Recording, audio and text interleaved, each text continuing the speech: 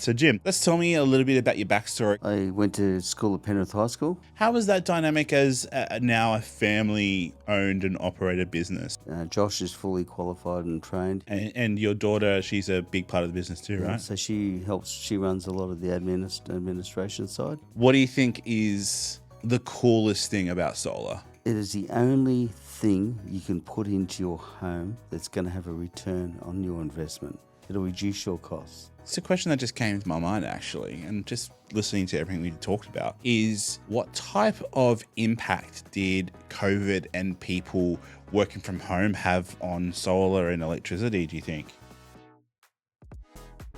On today's episode of the Pixchats Podcast, we're going to talk to Jim from Nepean Solar Solutions, a local solar company here in Penrith.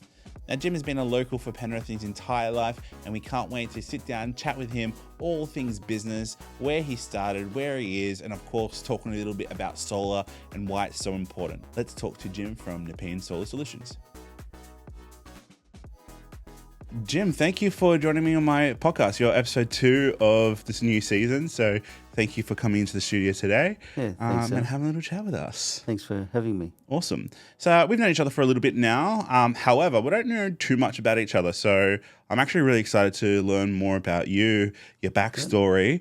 So let's, for those obviously who are watching and listening, Jim is the owner of Nepean Solar Solutions, obviously a solar company here located in Western Sydney and Penrith area.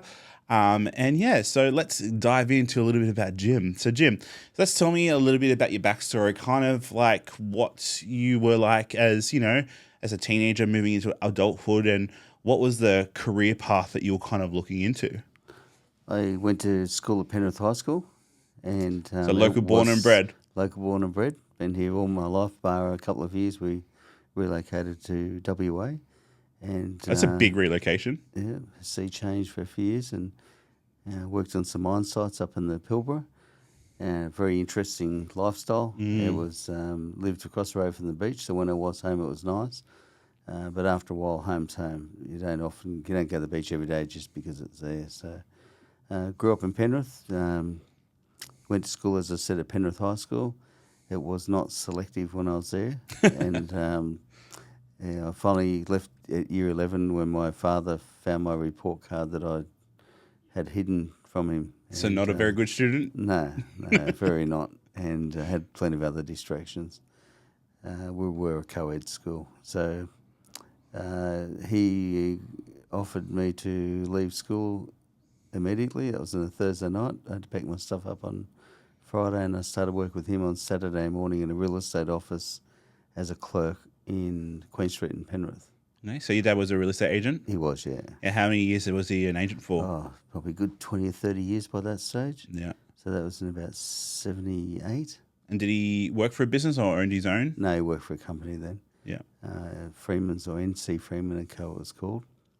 And at that stage, there was still, in Queen Street, there was still a house and a nursery attached to the front. The house became another real estate, and the nursery was owned by the Cartwright family. So Merv Cartwright actually ran a nursery out of what was the driveway. Yeah. So it was a very old country town. Yeah. And Penrith wasn't that much bigger either at that stage. Oh, I can't imagine what Penrith was like. Obviously right now Penrith is just exploding, and with the airport coming in end of the year, early next year, like it's really crazy what Penrith infrastructure is right now. So I'm trying to explain to people that road out here, High Street, is actually the Great Western Highway. Was it? And that was before we didn't have a freeway. That was the road to go to Bathurst, Katoomba. It's insane. Anywhere you wanted to go to, that was the road. Yeah. And the freeway didn't come along until the mid-70s, before that started happening in stages. And the amount of road work right now, though, nuts. Incredible. Yeah, it's incredible. But it's still a town within a city. Yeah. You always know somebody who knows somebody. Yeah. Yeah, it's good. I like Penrith. Yeah, look, absolutely. I think Penrith has had a history of maybe some bad names in the past, but honestly, it's such a great place to live, and as I said, the infrastructure here is nuts, and the businesses and the growth of what you can kind of achieve out here it really feels more like, I guess, like a Parramatta in a way, or a kind of mini city, really. Well, it is, isn't it now? It is, yeah, certainly. So nuts coming from probably what you're used to from when you were for a young lad coming into now, like just. But when we did move to south of Perth, so we lived in Bunbury for a few years, and we were right across the road from the beach, beautiful beach, 30 or 40 kilometres with no one else on it. The reason being is no one to go in the water because of the sharks. Let's go to a beach town, but let's not swim. So after a while, a couple of years, we decided we'll head back. Families all ageing and you're disconnected because it is a long way away. Yeah. So we spent a month and drove back. But now you live in a place that has a beach called Penrith Beach. We have got a Penrith. There's a Bondi, so you're going to go to the beach. We have one. We used to have a weir. We used to swim at the weir as kids. There you go. But back then there's not as much rules as there is now. There was no rules. You can jump off a bridge if you want, not get in trouble. A lot of people did. Yeah, it was an interesting pastime at school, seeing who could get up the highest. Yeah, absolutely. So you basically got kicked out of school from your dad, saying, "Nah." Spent a couple of months trying to find a career. I didn't know what I wanted to do. Yeah. Did you learn any like values or anything like that when you started clerking at the real estate office? I suppose you do get some sort of grounding from you have to be reliable. I didn't have a car, so at that stage I didn't have a license. So being reliable was up to your parents to get you to work, and you worked with them, which was downside to that as well. But after a while, I thought I really want to do something else. Went looking for a trade. State Rail Authority in those days, or PTC they were called, used to put on 1,500 apprentices every year in New South Wales. Yeah. So they had an intake. I did the entrance exam, and I have no idea how I did, but I got through it and got the opportunity to become an electrician. So I did 4 years apprenticeship with them and finished up a technician on the XPTs at Sydenham. And then I was starting to realise that looking ahead of me in those days, you could only get promoted via someone ahead of you dying. Really? And then you start counting the ones ahead of you. There's a spot now, you can come in. You can step up a bit. Right. So I decided to start doing, I was doing a bit of work on the side, starting to do electrical work in friends' homes and what have you. I ended up building that business up, funnily enough, via real estate work, stoves and just all general maintenance, and got to a point where I made the decision to leave the security of a government-owned government business and government employment and went out on my own. That was in 89. Yes. We started. I was one. Were you? Yeah. There's some context. Yeah, I was the one that made probably a big mistake when you look back on it now, but it was good. It's been enjoyable. We had to start our own electrical business, as I said, and that grew up. We had 70 employees at its peak in the 70? In the mid to second half of 2000s, and the GFC come along and trimmed that for us. And so I started doing some solar as something different. When did you remember when solar kind of came out? Like, give me some context about that, because obviously for me, like, it's always been there, really. Like, I guess, but like, when did it start? This is a new technology. It's interesting. Like, what was it like in that first kind of infancy? So, my first exposure to a solar panel was one of our. We're in a local organisation, like it's called NECA. It's Electrical Contractors Association. We'd have meetings over at Leonard Golf Club once a month and sit around and have a chat. We had a guest speaker, and he walked in. The guest speaker this night walked in with a solar panel cell. And he said, "This is going to be the future," and he was very excited. It was about half a loaf of bread size. One face, but very thin, and he's explaining that it's very, very fragile. Be careful as you pass around and touch it. And one of the older... Probably very expensive back then, too. It would have been. And one of the older electricians who walked in late, I was sitting, Ian Hicks was there from Hicks Group, and we're both quite young in the industry. And as this got passed around, one of the older electricians walked in a bit late and sat down next to me, and he goes, whispered, "So what are we talking about?" And I said, "He's talking about these new flexible solar panels." And he goes, "Oh." So as I passed it to him, he bent it to see how flexible it was, and it snapped. The guy who'd passed it around Had a heart attack. Had a heart attack. That was my first experience in solar panel. Knew nothing about them before. And in around the mid-2000s, they started 2006, 7. There was a few government incentives coming around. You're getting free solar systems on your home, etc. So I first looked into it around 2010, and there was a company looking to expand nationwide into solar. So they were from Merimbula, and met up with them, had a few meetings, came up with a strategy with them. So I started the business venture with them in Canberra and built up around 5 teams in Canberra, put its own manager on, and then we're doing installations in the Riverina South Coast into Central Coast. And then I left and went over to WA, and at that stage I was working for another company who I'd sold our business to, and left him with that. I built it up to around 50 employees around the state, and went over and did something different. And, Interesting. Yeah, it was good. You know what I'm hearing? I'm hearing we're terrible at school, basically was forced to leave year 11, and now I've just heard that you then ran multiple businesses quite successfully with multiple employees, sold them, moved on. That's a lot. And, for someone that might not have been academic, you should be pretty, prideful of what you kind of had achieved. Like, for someone that didn't have any, I'm guessing, university degrees or anything like that, what do you think was... I did get a university Oh, did degree. you? What did you get? An MBA. In, I guess, electrical? An MBA, Master of Business Administration. Oh, there you go. But that would have been later on, right? So that was 2001 or 2. Actually... So quite long into your kind of career of running a business too. There wasn't any small business courses for anyone in those days. So it was either all in or don't. Yeah. And I was curious, so I went and did it. Which brings me to my question is, what do you think is the reason that you're so driven in this kind of field of like being a business owner? What do you think drives you? Having control of the direction of your day-to-day working life, not having to follow what somebody else tells you to do. And you always have this thought, I think every small business person does, that I can have a day off whenever I want. And I can. But I just don't have time to. Unless it's cruising, right? Unless it's cruising. So we do take a occasional 4 or 5 day cruise and just get away. Yeah. So that's good. Melbourne Cup, and as you know, the cruise we just did for 4 or 5 days down to Hobart. It's a good break, good way of getting away. That's a great way to holiday. Yeah, and you get a few of those during the year. It makes up for it. Yeah.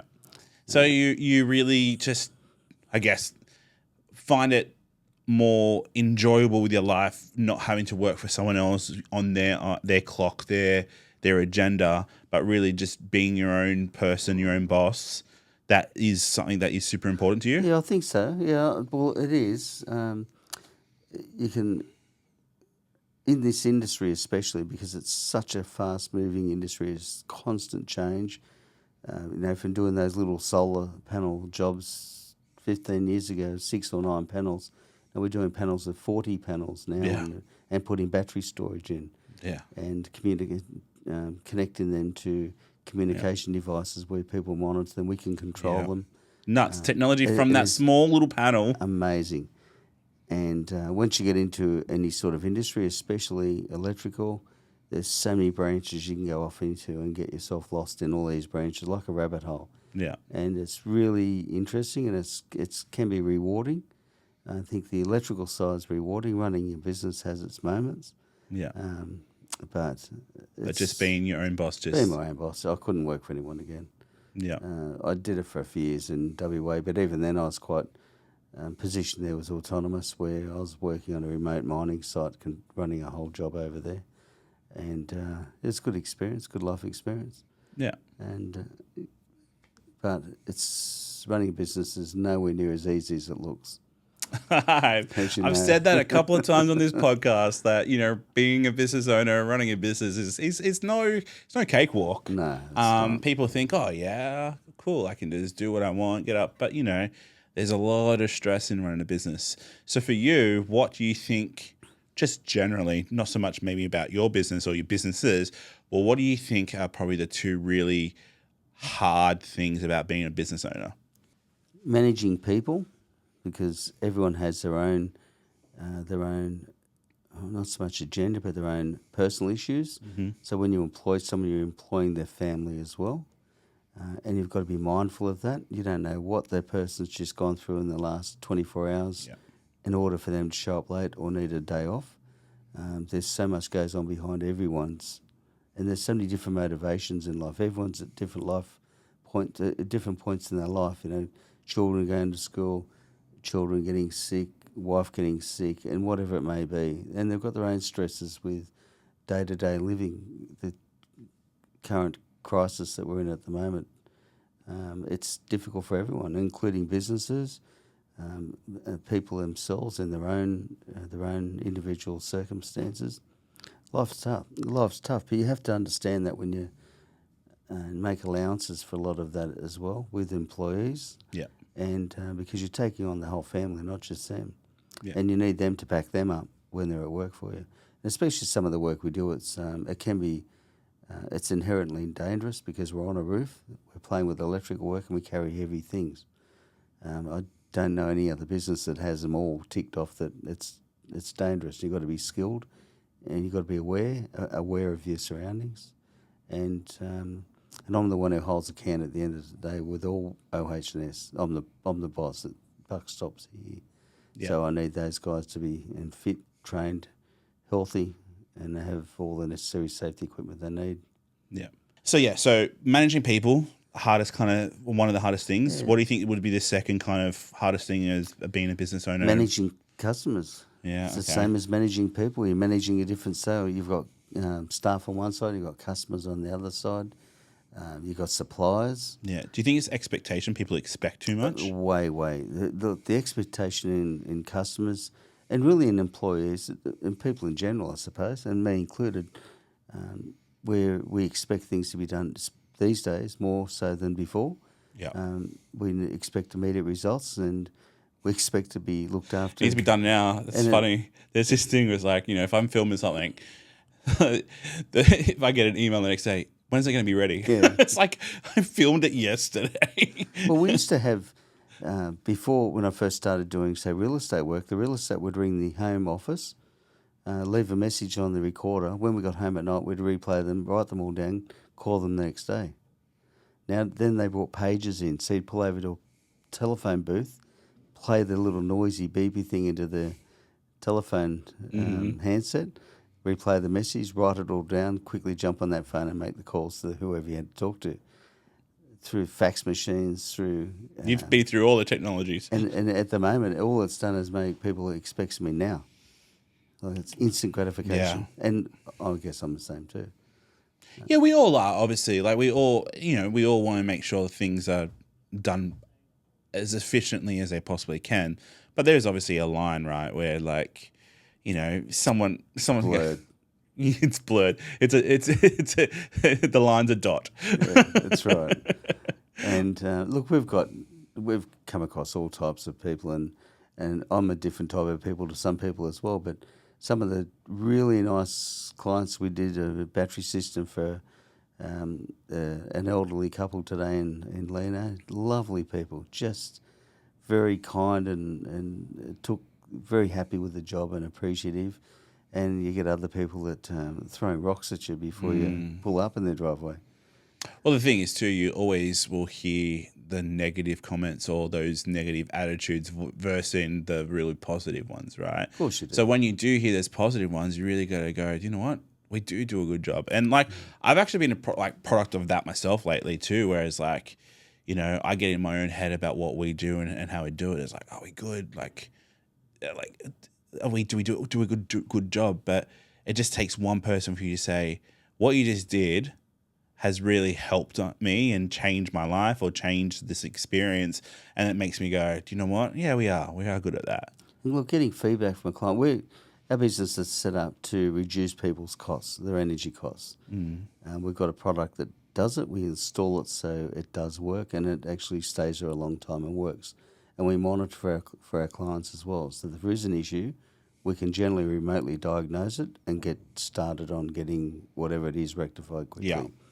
The costs of it, it's always good when we get a bit of feedback from a customer years later that it's worked perfectly. They've been so happy with it.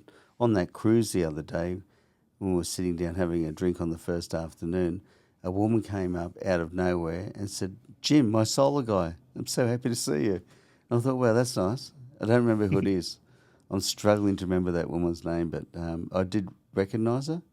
But it'd be a job we did 5 or 6 years ago, I'm thinking.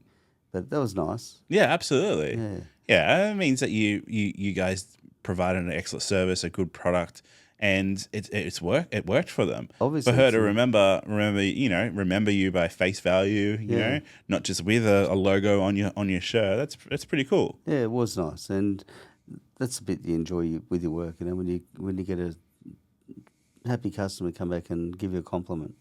Yeah. It's good. So people in general is just the hardest thing in the business. Of course it is. Without jokingly, I've said without customers, staff, suppliers, I'd have a perfect business. Irony there, right? Is you don't little have bit. any of them, you don't have anything. No, that's right. But look, it has its challenges. It has a lot of rewards. Yeah. I have my families come into the business now, so my daughter and son-in-law work into the business. Yeah. How is that dynamic as now a family-owned and operated business? You know, I always hear stories that, you know, maybe don't go into business with families or friends. Like, how is it for you guys? How does it change are you able to separate family and work? Yes. Try not to talk about work when you're not at work. So get home, have your day finished, and try not to be a grumble bum when you walk in the door, because they've had a bad day themselves or whatever they've done. So it's just a dad coming home from work. Yeah. And with my daughter and son-in-law, they've given us 2 beautiful grandchildren. I want to continue to see them, and I don't want to see them and have whinging about work or talk about work. So you just like anyone, just go home. Home's different to work. Yeah. Might lay asleep at night worrying about something, but Yeah. that's something you do on your own. Yeah. But yeah, it's good, and we're a tight family. Josh is fully qualified and trained. He did his apprenticeship through us as a mature age apprentice, and he runs a lot of the installation side of the business. Yeah. He's very good. Yeah. Very meticulous. Yeah. And your daughter, she's a big part of the business too, right? So she runs a lot of the administration side, and she's very focused on accuracy. In this business, you need accuracy in everything you do. There's a lot of government rebates, and you can't call an avenue a street on paperwork. It'll be knocked back. Yeah, so you have to be very meticulous. Got to be absolutely Both meticulous. installing and in paperwork. In paperwork as well. Yeah. And it's got to be tight because they don't want to have any frauds taking place. And you need to have the right address. You can't just say you put it on one address and it's actually on the other.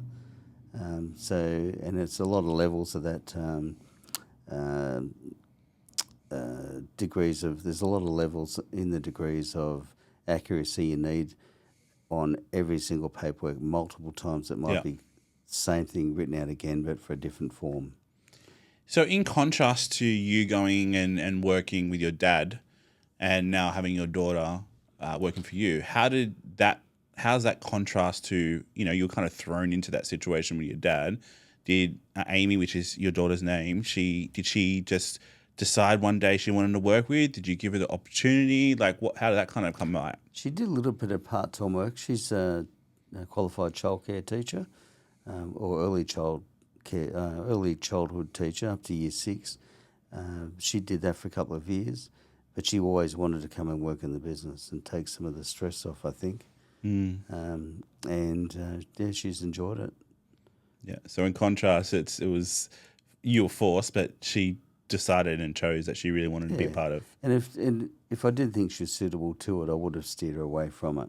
But she's very, very stringent on accuracy, and she's quite OCD in that respect, which you need to be. So what you're saying is you couldn't do it without her? No, I couldn't. No, and Hear the that, same as Amy? Josh, and the same with Josh. He's an integral part of the team. But would you? Like, that's also the other question. Like, you can't right now, but like, would you want any other different? No, not at all. My horizon's showing retirement somewhere into the future, and at some stage, someone's going to have to take over the reins. And I prefer if they did it, and continue the tradition on. The grandson Harvey's already looking to get into it, and he's 5. So, Start them young, Jim. Start them young. Right. Get him on a ladder. Yeah, that's right. Yeah. So he's keen as, and he could be the next generation running it through. Yeah. Who knows what solar look like then too? Yeah. Well, I've got my own thoughts. I don't think it'll be things like painted roofs, and that'll be it. That'll be the. Well, there's a product out there. I think it's called Tile, where it looks like a roof tile. It does. The solar panel, but it just looks like your normal roof tile, which is crazy. From what you said about this little piece of thing, all those years back to now, where it can look like a roof tile is. It's incredible the changes. Nuts. But I think we'll skip that tile thing and go to paint. I think that'll be the next solar paint. Solar paint. I think the roofs will be painted in solar paint. That's just my thoughts. And I've seen a lot of changes through the last 15 years. It's incredible changes have come about since, and I think there's a lot more to go. Obviously, yeah. Well, obviously, it's a big topic of how you can cut costs, be energy proficient. Proficient, is that the word? Efficient. And also to look after the environment as well while you're doing it. Yeah. Most of us, I think 99.9% of my customers look at it as financial. We do have a couple of customers that look for the functionality, and they've had we've had massive systems installed in homes purely for functionality, not for financial reasons. And when you're talking about close to $200,000 worth of solar and batteries going into a house, that's not going to have a payback period. No. That's purely for if we go down, and the grid goes down, we're going to be still running. And the whole design was around that. And we've got others that are in areas that are in areas that are susceptible to what's called brownouts or blackouts, and they've gone for functionality as well. They need to have the power to continue to operate seamlessly. A lot of the ambulance stations we've done a lot of ambulance stations over New South Wales, putting solar on, including Penrith, and we're going back now and retrofitting a lot of them with battery systems so that if there's a blackout, they can get in and out of the station. Yeah. I have heard stories where they've hit the sirens and not been able to get out because the door's locked shut because of no power. Oh, there you go. Yeah. So that's where batteries are going to assist everyone. Yeah. So let's go back to your first business, which you would have started quite young, right? Oh, it's mid-20s, late 20s. Yeah, it's quite young. Yeah. And, you said, if you correct me, you said you got to 70 employees? So we moved from just doing stoves and light repairs and things like that, and started doing shop fit-outs when Penrith Plaza's first renovation happened, and moved from there into doing hotel club fit-outs, and we're doing office fit-outs. And as you grow your skill base to cater for a lot of the different facets of electrical, such as data, security, electrical, you then start, we need more people, we need more jobs to keep these guys busy, and one thing leads to another. And 70 is nuts. I couldn't imagine. I can't even think, looking back, on how we did it. It was incredible. Yeah. And we've had, I'd say, 40 or 50 apprentices that we've started from the first day they came in for an interview, and I remember most of them, through now having their own businesses with their own apprentices. Yeah. That's something that really makes you proud to look back on. Yeah. So look for a legacy. I was about to say, that's a bit of a legacy you got. That's my legacy, seeing those nervous kids come in Nurturing for their first interview and now running their own business with their own employees. That's pretty good. If we go back to talking about people, do you think nurturing and fostering people in your business to excel and drive forward is really important as an owner? It gives you a good feeling. It's very satisfying to see someone do that and come back. We've had some of my ex-employees come back and help us out on jobs where we've needed extra hands on hands-on for a couple of projects. And it's good to see that, remembering when they first came in when they're 17 to now having their own employees and come and helping you on a job. Yeah, it is very satisfying. Yeah. It's probably the most satisfying, actually. Yeah, when you think about it, right? Yeah. And like you probably don't stop and think about all this history you've had, really, because you're just so focused on the now, right? Yeah, you are. Yeah. So if you were to think about that first job, the first business, what was probably the biggest thing besides people, which we've talked about, what do you think is the biggest thing that you learnt moving into all your other businesses that you've owned? Reliability and honesty. And I mean that it's an easy throwaway thing to say, but be reliable. Tell people if you're going to be there, you'll be there. If you can't be there, you can't be there. We all make mistakes. We all have forgotten appointments, and that happens throughout the whole society. We're just humans. We do forget. But own up to it. If it's a mistake, ring them up. Say, I completely forgot about you. I think that's a really good point. Like, I think honesty is really important. The buck stops with us, right? Like, we are, no matter what happens in our business, like if someone mucks up or something like that, like at the end of the day, it's our responsibility because we are the owners, right? That's right. And like I've had situations where I've had contractors and that have gone out and done a shoot for me and maybe not did the best job or didn't do something, and I have to turn around and go, you know what? I'm sorry, but that's not. I'm not going to jerk that responsibility onto them. Like I have to go ahead and say, our mistake. This is how we're going to rectify it. Not just like, oh, sorry, that was his fault. Like I'm just going to, And always go back with a solution. Here's a problem. There's a mistake. Here's how we're going to fix it. Yeah. Are you happy with that? Yeah. And everyone understands once you explain it. I've had some interesting ones where we've made mistakes, and a lot of our work started off with domestic installations, climbing under a house, drilling up through floorboards instead of the stud where you're trying to drill, or the bottom plate. That's embarrassing. Go to a Customers pipe. looking down the hole at you. They shouldn't be there. And all sorts of things like that. And it happens, but it's how you fix it. That's the thing. Like as anyone that runs a business, like yes, there's obviously some things that you can manage to the nth degree. There can be pinpoint, but there's always going to be something that is going to arise. Doesn't matter if it's a little problem or a big, huge problem. It's how you handle that problem, how you move forward, how you solve it, how you work around it. And I think that's one of the biggest things I've learnt. I've had my business now for 8-9 years, and then shifting into this kind of corporate business world is I've had to learn a lot of things from scratch from what it really was, and understanding that I'm always going to be constantly learning is really, really important to me.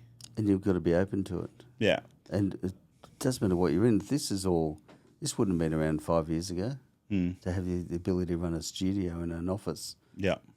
It's massive changes in this and the technology, the equipment, and the ability for you to edit it nicely, I hope. We try. And you've got to adjust with it. I'm still on the tools from time to time. I have been on tools today, so I can still do it. I'm fully licensed and qualified.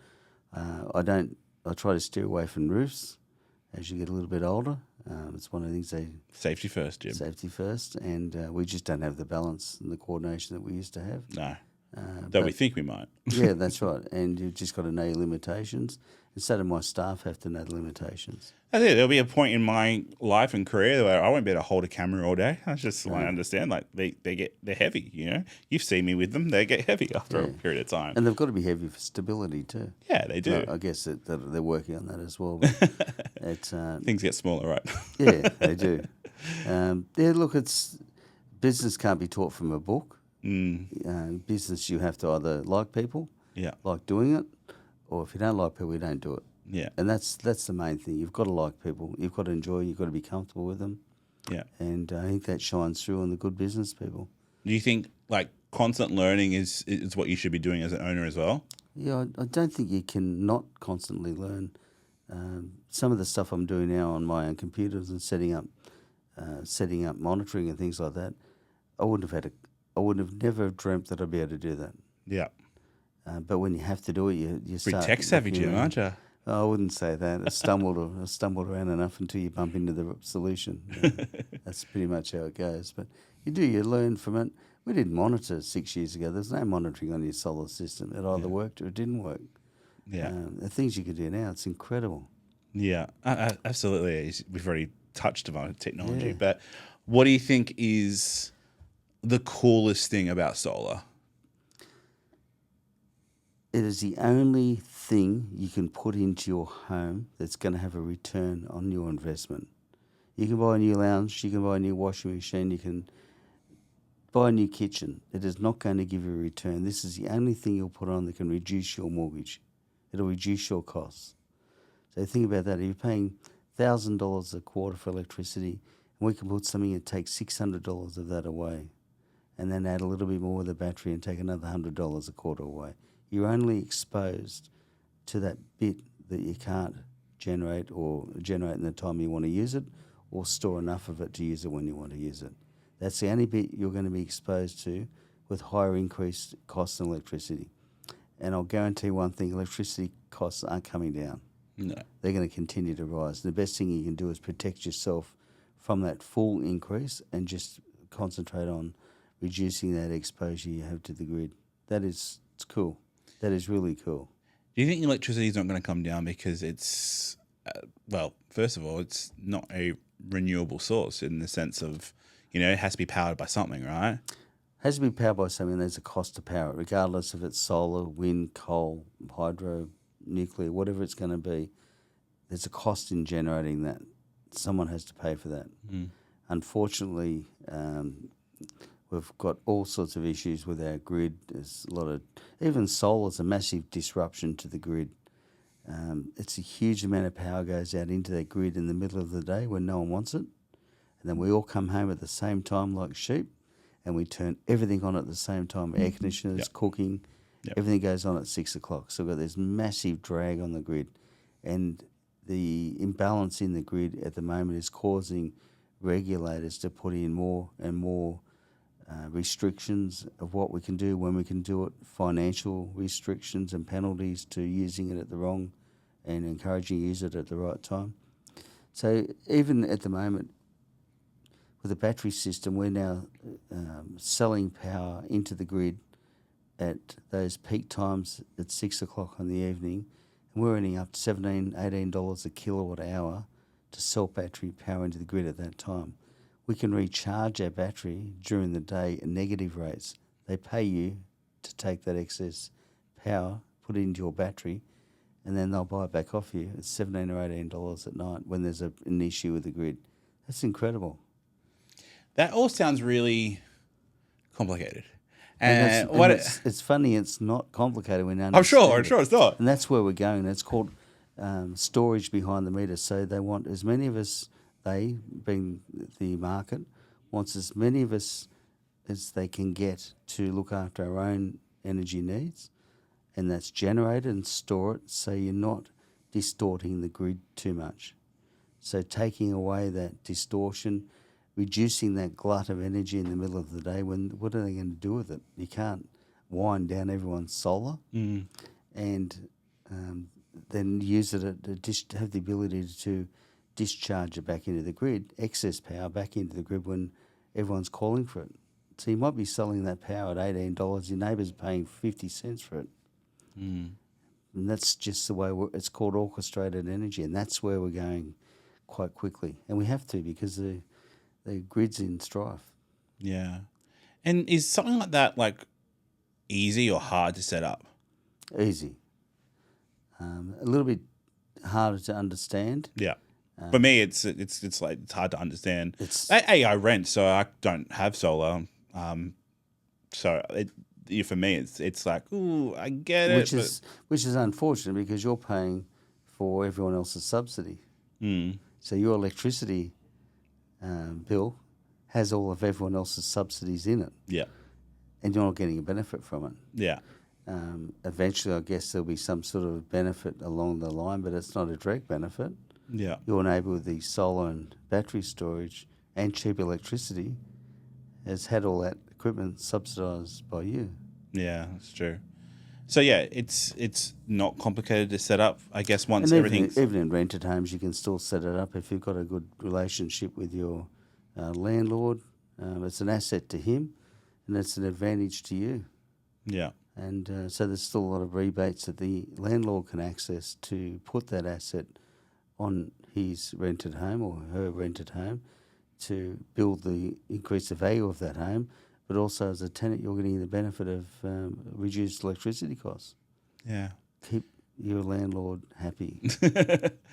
Oh look, I do find solar really fascinating. Solar and batteries, because when we talk about solar, we are talking about batteries as well. I do find it really interesting and fascinating because we've got this huge energy source above us that can definitely power lots of different things. And I think for me, like, if I owned a home, 100%, that would be something that I would want to get installed straight away, whether I bought a house or build a house or whatever it is. Yeah. So if we're talking to people who've never had solar in their house, what is some general advice that you would give them in regards to going down the route of solar and batteries? Understand how much power you're using every day, and that comes on your electricity bills. You can get access to that. Look for a reliable local company. It's always best to be local. If there is a problem, they can attend to it quickly, and someone that's been referred or can get referred to you by. It is an industry renowned for shonks. No. I'm surprised. Surprised to tell you, break the news, but it does happen.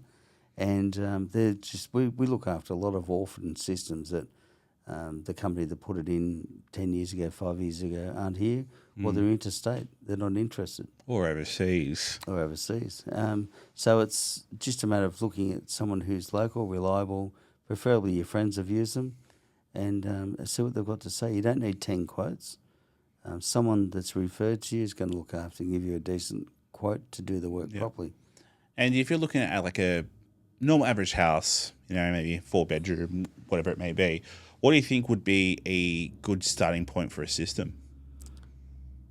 Okay, there's a few things that you're looking into. It is the type of power that's supplying the house, whether it's single phase, 3-phase. How much available usable roof space is there for you to use? So it's got to be facing the tracking of the sun, not shaded, impeded by trees or anything like that. Yeah. It's got to be sized so you can actually get panels on the roof. And then it starts looking at your own consumption and your budget and trying to put all those together. There's no one size fits all. Yeah. And is that something that you guys really try to focus on, is making sure that it is the right option for the client, not just a one solution fits all kind of situation? Every home is different. Every location is different. We need to find something that's going to, and there's a multitude of products out there. We need to find the combination of product to suit you in your circumstance to give you the best return. Yeah. And it's really as simple as that. You can get packages, but even the packages that we might tailor, we still tailor to suit the customer as well. Yeah, it's very situational, especially Absolutely. just because most people's roofs are very, very different as well. The roof's different, your consumption's different, your actual time you're at home's different. All that comes into play. It's a question that just came to my mind, actually, and just listening to everything we talked about, is what type of impact did COVID and people working from home have on solar and electricity, do you think?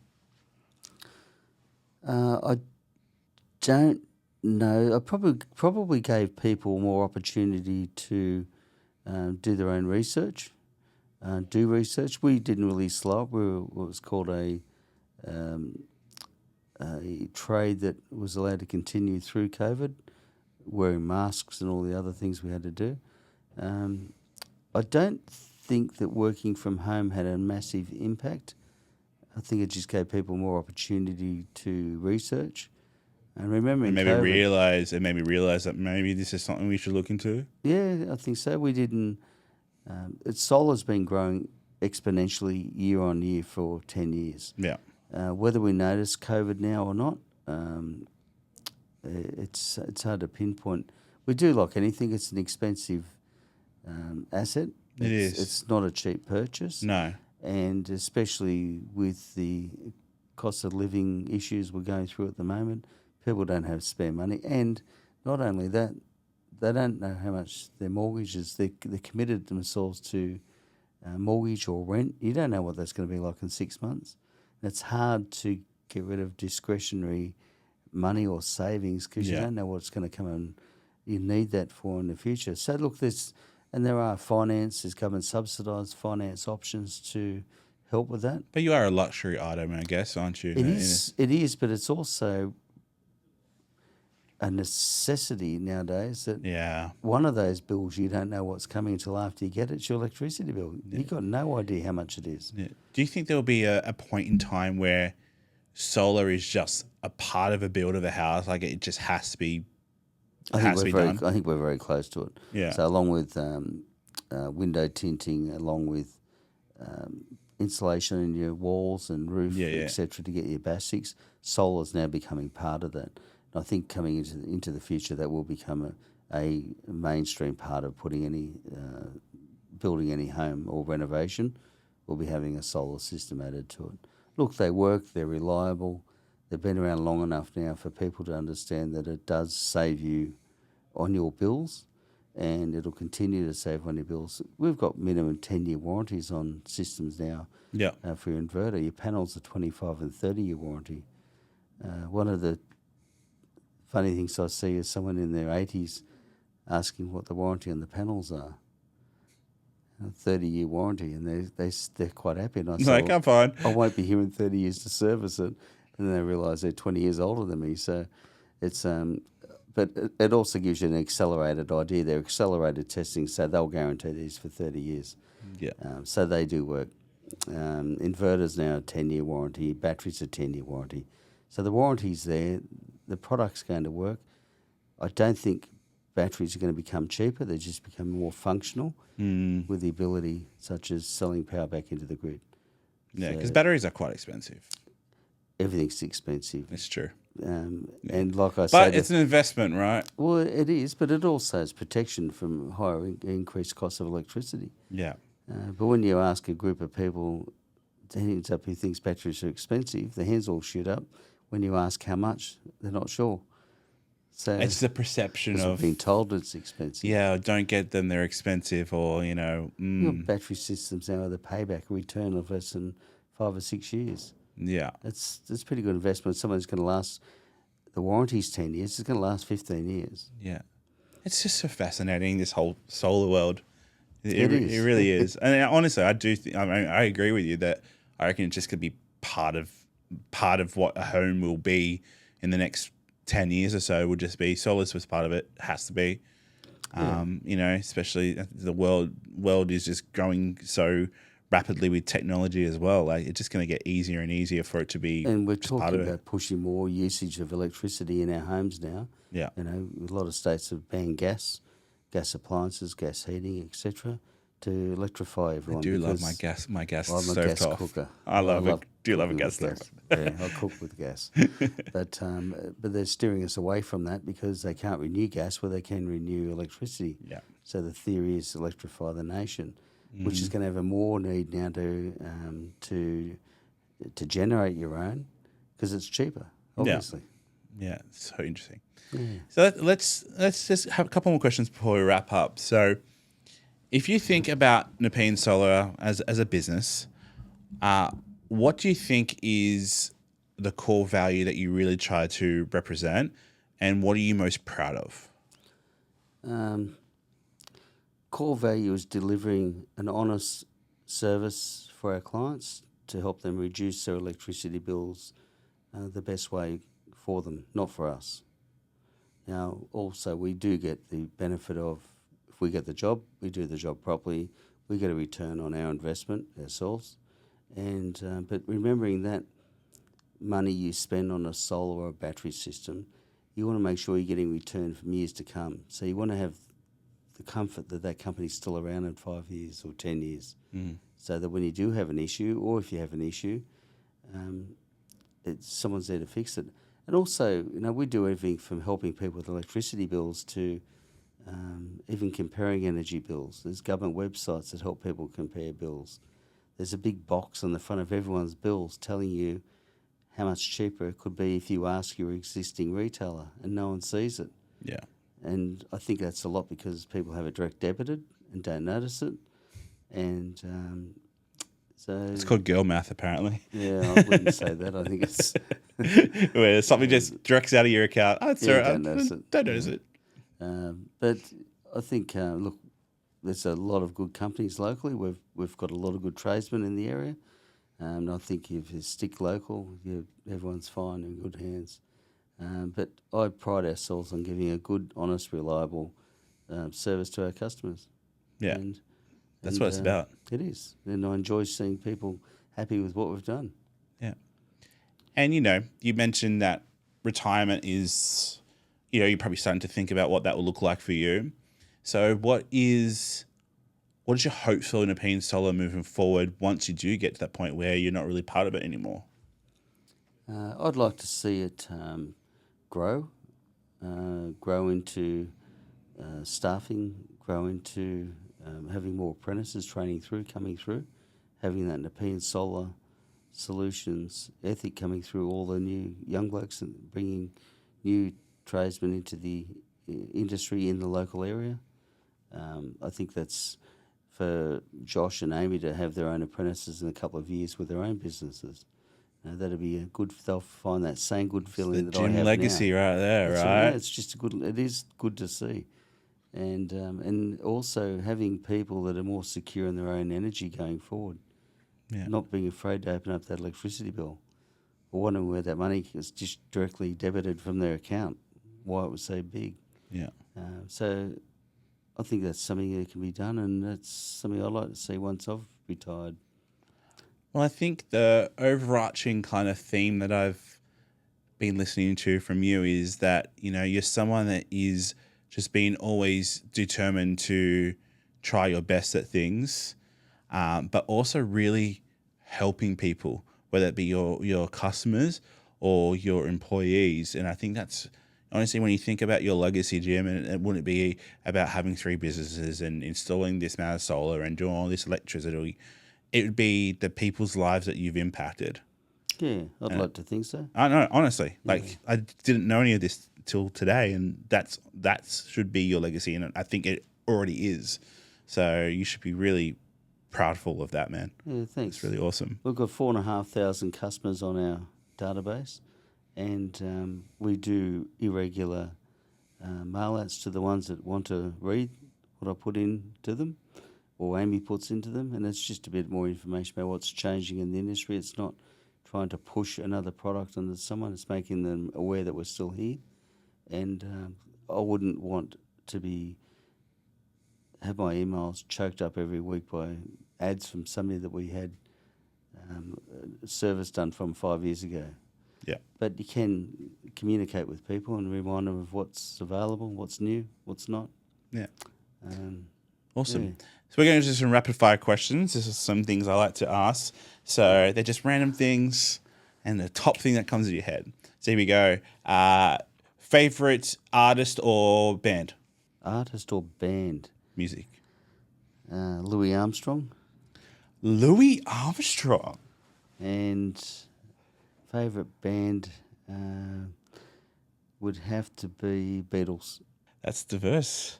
Yep. A little bit of jazz, a little bit of rock. Yeah, I don't mind that. Yeah, excellent. Yeah. All right, if you could be anywhere in the world right now, where would it be? Besides a cruise. Level 3, 565 They can find it on Google anyway. That's fine. Weekend away with my family and grandkids, somewhere near the beach. Be ideal place to be right at the moment. Awesome. Favorite food? Italian. Favorite color? Colour. For an electrician that can't be colourblind. Is it the red or the blue? Blue. Blue. If you could have a superpower for the day, what would it be? Superpower for the day. Whoa. I wouldn't know. I'd never thought of super. No, I'd have to come back to it. That's all right. These are random questions. That's fine. Favorite movie? Pulp Fiction. Pulp Fiction. If I told you I'm not a Pulp Fiction fan and I'm a filmmaker, should I be? People attack me. Go Life of Brian then. That's a good one. I do like some Monty Python. And what's a book that you've recently read or that has inspired you in some way? I read books to switch off. So I read a bit of Lee Childs and Jack Reacher, Clive Cussler, occasionally autobiography. Actually, a good book is Ivan Cleary's book. That's a very inspirational book. And that's not a plug, but that's a good book. It's a local story. He's an amazing person. The more you read it, the more you know of him in his book. He's the way he cares and nurtures his players, and the pathways Panthers team has in order to get their success. If you don't fit in, you're out, and they don't tolerate anything that's not aligned to their values. I think that's really interesting. And did you resonate with some of that? I think so. Yeah, I'd love to have the ability to want 40 people trying to work for me all the time, like they do. And I think they want to work for them, obviously, because they're a winning team. Yeah. But they have that winning culture that's driven from somewhere.